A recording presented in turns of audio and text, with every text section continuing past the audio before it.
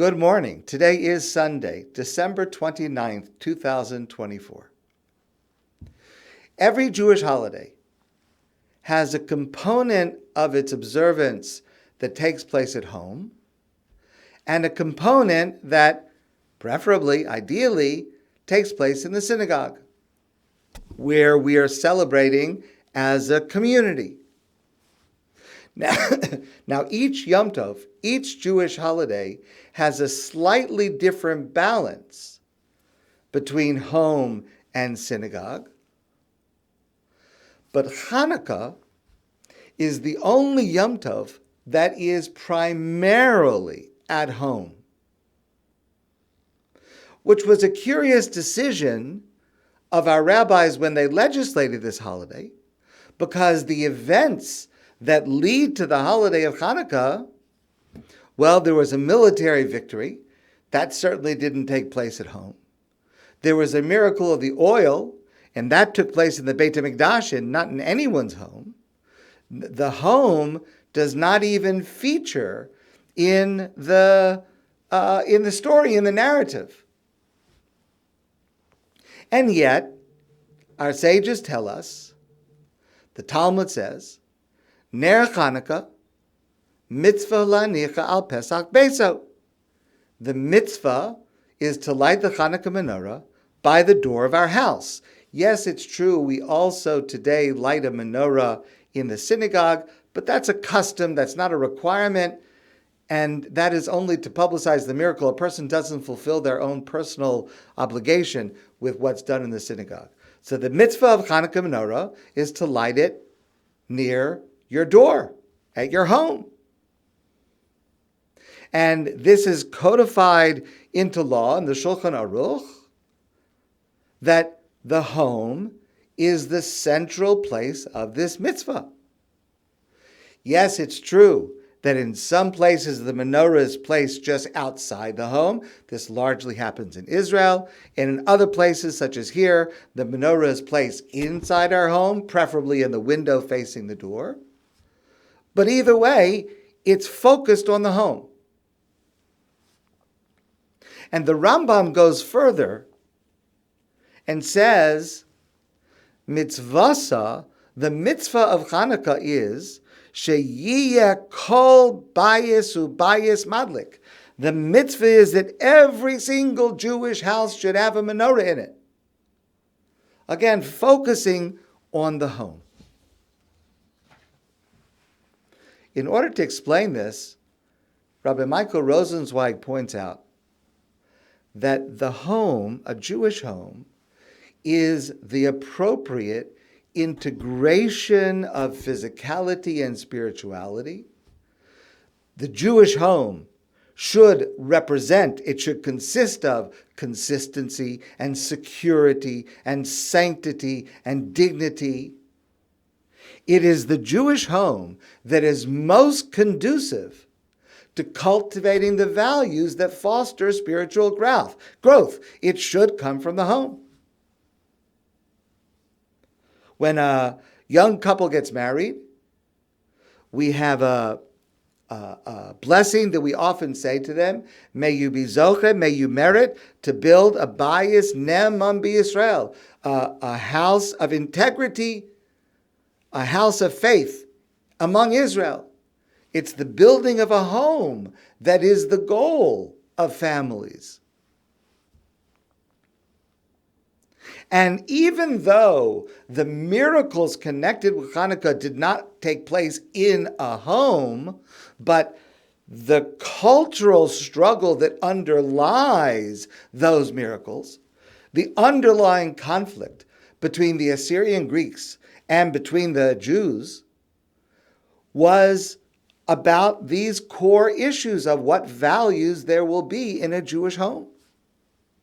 Will there be the values of Assyrian Greeks who focus on physical form and external aesthetics, on the emphasis on power and force, and disregard any kind of spiritual or higher reflection? And remember, our sages tell us that the Assyrian Greeks, remember the difference between Purim and Chanukah. On Purim, Haman and Achashverosh wanted to kill Jews. It didn't matter who they were. They just wanted to kill Jews. Chanukah was very different. On Chanukah, the threat was not against the life of Jews. The threat was the threat of assimilation. The Assyrian Greeks said, be like us. You could still be Jews. We just want you to serve idols. We just want you to adopt our philosophy. We want you to adopt our lifestyle. And therefore, they targeted specific mitzvos and said Jews were no longer allowed to observe these mitzvos. The mitzvah of Rosh Chodesh, the mitzvah of Shabbos, the mitzvah of Bris Milah. The common denominator of these is they have residence within a Jewish home. They would change the nature of a Jewish home. In fact, just to show you how strong this is, there is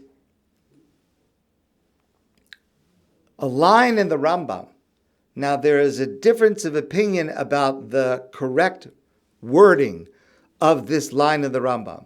But one of the versions goes like this, that the Assyrian Greeks tried to get the Jews to assimilate and prohibited them from doing certain things that would make them distinct. That's the common denominator. Upashtu yadam b'mamonam, and they tried to take away the money of the Jews. They tried to impoverish them to make it harder to live a Jewish lifestyle. Ubibatehem, and they tried to destroy the Jewish home. It was a direct frontal attack specifically on the nature of Jewish homes. And the miracles of Chanukah, by anchoring these miracles and the mitzvos of Chanukah in the home, it serves the purpose of Pirsume Nisa, publicizing the miracle, yes, but it is also a resounding affirmation of the centrality of the Jewish home and all that it represents, and all that it represents, and all that is accomplished there. I've shared with some of you this great story before. It's told by Rabbunim, a great Hasidic Rabbi. He used to tell the following story. There was a man whose name was Rabbi Isaac, the son of Rabbi Yekish. He was very poor, and he lived in Krakow. One night he had a dream that there was a very large treasure buried near a big bridge in Prague. And he was shown in the dream all of the surroundings so that he would be able to recognize it. So first, when he woke up, he decided to ignore the dream, but then he had the dream again. And again, and again, the same dream. So he decided to take a journey, to travel from Krakow to Prague, to try to find this treasure and to dig it up near this bridge. And he could see in his mind's eye where it was. He traveled to Prague, and he reached the bridge, and it was exactly as he saw in his mind. He could even recognize the spot where the treasure was buried. But there was a problem, because the bridge was guarded by guards. And so every day he went, Rabbi Isaac, he went to look, to survey, to figure out what's he going to do, when's he going to do it, when will he dig up the treasure. And every day he went hoping that he would find the opportunity, but after several days of this Jew, poor Jew from somewhere else, one of the guards took notice of him. And he came over to him. And he asked this Jew, "What are you doing here? What are you looking for?" So Rabbi Isaac explained to him his dream, And he told him the purpose that he had come. He came from Krakow. He had this dream. The treasure's right over there.